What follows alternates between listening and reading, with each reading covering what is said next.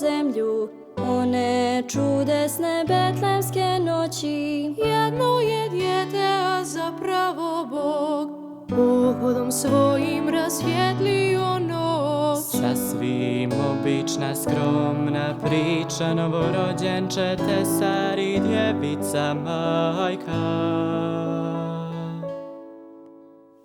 Danas si daleko od svjetla i sjaja, tvoj odabir opet su slama i štala.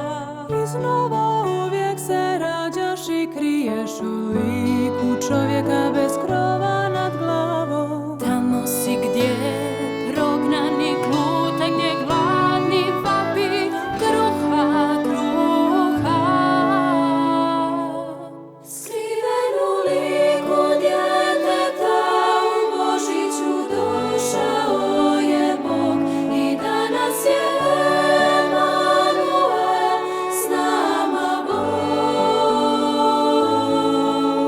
U najmanjim od najmanjih prisutan je On.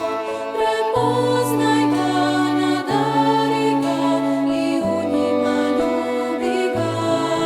Neka to bude poklon tvoj, čovječe, prepoznaj Isusa u malenima.